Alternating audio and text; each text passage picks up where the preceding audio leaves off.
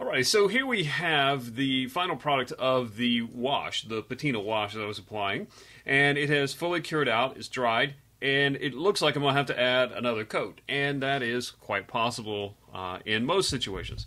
So what I have here, and you can see this, it's really aged this out, it's really, really green in here. I've got really deep recesses where the green has really stuck to that.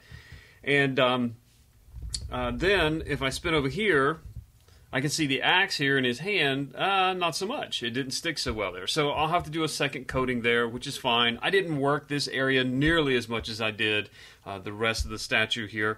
So I've got that to do. I can see back here on the back of his leg, maybe a little area here to work and here. And so there's just some different little areas in here that I need to work over again.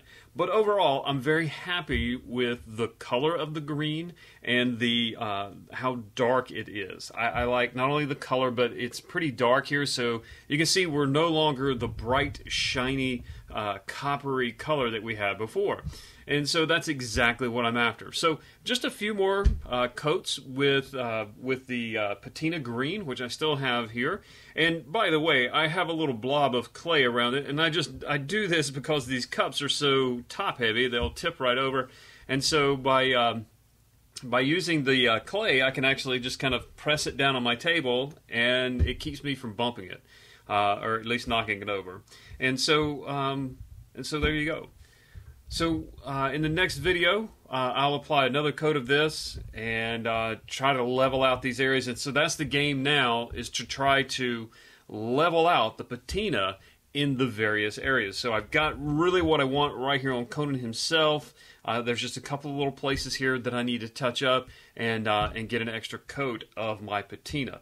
Now, once we're finished with that, then we're probably going to move on to another wash that is just going to be purely the burnt umber and perhaps a little bit of black in there. Just something really dark and oily, just to wash over the entire thing to darken it up even more. Now, this is going to keep getting darker and darker and darker, and that's great because then I'm going to come back and certain areas that should be like the highlights here, like his muscles, the top of his pectoral muscles here, his shoulders, different bits of his helmet and horns, maybe legs, different little areas like this that would normally get worn, say, in a natural environment. Like I said, if this were a statue in a museum or something and it gets handled or something like that, these areas get worn. And so what we want to do is we want to clean those areas back off, actually remove some of this so that it reveals that really, really bright bronzy color underneath. So, well, we're back again here with Conan the Brutal kit. Now, once again, I am painting this up as a faux bronze, and at this point, what we have is the base coat down and then 2 coats of my patina wash here. So now I'm going to go ahead and start wiping some of this back off. Now it's completely dry, so you can see that I can wipe on it. It's completely dry, and you know that's really up to you. You could, if you wanted to do this type of effect, you could let it dry completely like I've done here, and then come back to it. And honestly, I did that just because of you know, just the different sessions of painting here. I can't do it all the time. So I have to take different little breaks here and come back to it. I will warn you that if you follow along with me and you use the future floor wax, that you definitely want to get back to this as soon as possible, because that future wax, I mean, that stuff sets up pretty rock solid, and so you got to be really careful with that. Don't let it set up for too long, otherwise you're not going to be able to wipe it back off. Now, I've let this set up for about a day now, and so it is pretty solid, so it's going to be a little difficult for me to get some of this off, but I can still get it wiped back off of here. As I said, if you didn't want to do this sort of thing, what you could do is paint it, let it cure up for, I don't know, maybe a few hours, depending on the thickness of your coat there of the patina, and then you can come back in and wipe it off, and it's certainly a lot easier to get off of there. Now, how am I going to get it off there? Well, there's several different ways to go about this, but just based on my experience with this, I know I'm going to have to hit it with something a little bit heavier. So this is just a glass and surface cleaner. It's basically water and alcohol, I believe, is what's in here. You could use this. You could use straight up isopropyl. Just mix that with a little bit of water. what I have here is just a little mixture of water and some isopropyl alcohol, probably 80% water, and 20% isopropyl alcohol, maybe less than that, maybe more 85-15, something like that, and then a few drops of dishwashing soap. Now, I use this as my acrylic paint thinner when I'm shooting it through my airbrush. I use something like this, maybe mix a little Future in it. But I could use that, but I know that this is set up long enough to where that's not going to cut through it. So what I'm going to do is I'm going to use just a little window cleaner here, and I'm just going to spray it on a cloth. You do want to use a cloth. Paper towel is not going to work for this, so you do need a cloth. I find t-shirts work really well for this too. If you have an old ratty t-shirt, just take that, spray a little of this on there, and then basically I'm going to wrap my finger around this to, or wrap it around my finger to make it a pretty solid surface, and then I'm just going to go to work here wiping off some of this patina. Now, as I said, I've let this set up for a little while, so it's going to take a little bit for it to come back off. So I can actually get in here and scrub pretty hard before I can start bringing some of that off of there. And what I'm doing here is I'm just kind of looking at surfaces that I think would be a little more exposed to wear, because that's the look that you're after here. You want to create that illusion that, hey, these are areas that have been brushed up against or worn a little bit more, and so that patina comes off of it. And so, you know, I'm going to rub across the edges of his belt here, the little rivets, you know, and what happens is those raised edges, almost like reverse dry brushing, if you will, it starts removing the paint from those edges, and so it really starts to come out and look like this thing has been weathered. So it's really cool. And then right in here I can scrub on this a little bit, and then just the texture of the resin itself is really holding a lot of that green patina in there, and it looks really good because it looks like a real piece of bronze. If this was like really slick, it wouldn't look as well. So that's great. That worked out to my advantage there. So I'm trying not to move this too far off camera, but I do have to kind of grab a hold of it. I've just got a little piece of acoustical foam back here to keep him from bumping onto the table here. So we'll go across his muscles here, and I can see up under here, under his muscles. I'll probably go back in. There's a little spot right here that's really bright, and it probably shouldn't be. Any of this underside should really be dark. And so that's just kind of one of the things. I can see some of it under his chin and his face here as well. You know, when you have the statue sitting upright, it's hard to get into those spots. So once I get this kind of cleaned off, I'm going to go back. I'm going to turn the statue upside down and leave it like that a little bit and actually paint some more of that in there.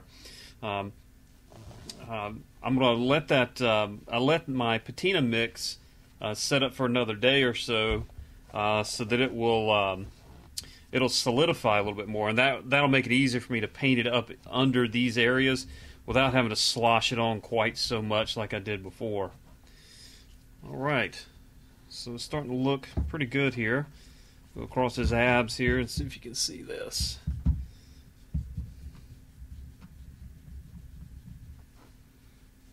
And so you can see it's coming off. It does take a little bit of work, once again, because I let it sit on here for so long and let it cure up. So if you don't let it cure up quite as long, then it doesn't take nearly as much pressure here to bring it back off, and it works out just fine. So yeah, I've made maybe a little more work for myself here, but it's not too bad.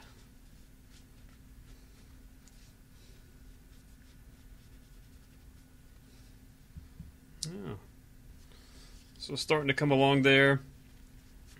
Once again, I am just looking at the raised details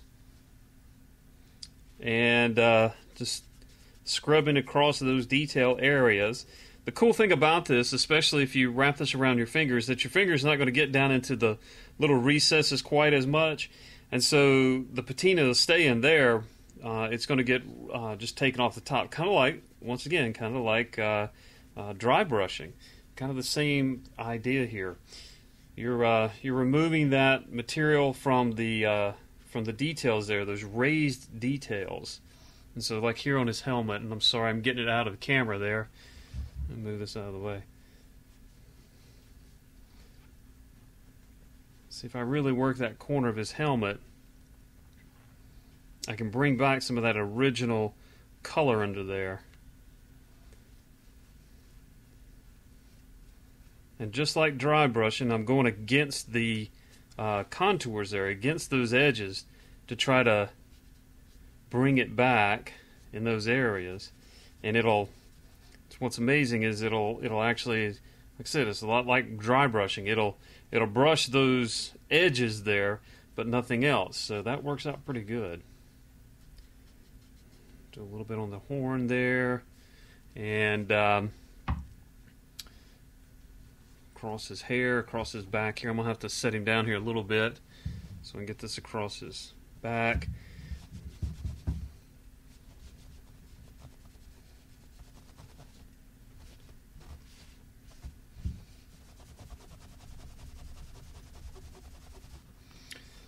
There we go. And once that, once the acrylic starts to cut loose here, starts to turn loose, you got to be careful. So at first I'm scrubbing pretty hard, but then once that starts to cut loose, I have to back off of it a little bit. Otherwise, I'm going to go all the way through. It's like as soon as this window washer here, this cleaner, gets a hold, it'll all start coming loose. So you got to be careful. You can't go too much with it.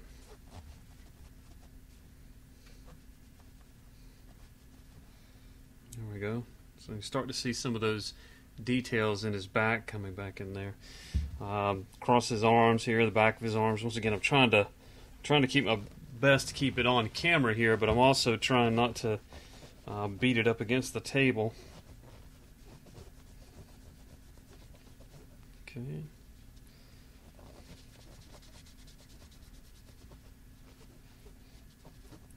And once again, if you don't wait as long as I did here, this process won't be nearly as strenuous on you. For me, I had some other things I had to take care of, so I couldn't get back to this right away. I kind of knew that was going to be an issue, but I'm just like, well, it's going to be a little more work, but it can still be done. The great thing here is that I do have that lacquer barrier between that bright coppery color here and my patina. So I know I can go pretty good ways without hurting this piece. So there we have it. I'll continue to work on this a little bit more, and then once I get this cleaned off, I am going to throw a mixture of black and burnt sienna here. So I have that little mixture here. You can see the secondary little cup here. Once again, this is just a wash that I have set up for that, and it is just, like I said, black and burnt sienna, a little bit of future floor wax, and a lot of my water here, my little water mixture.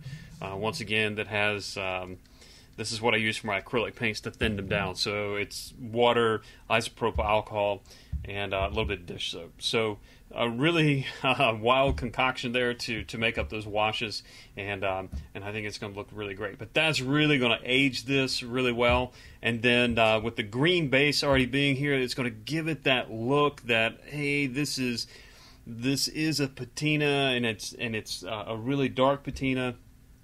And then once again, when all of that is done, and I get that finished the way I want, get that wash on there the way I want, then I'm going to go back in with a little bit of this Victorian green, which is a really, really bright green, and that's going to finish it up. A little bit of drizzle of that here and there to sell the patina effect, and we are done.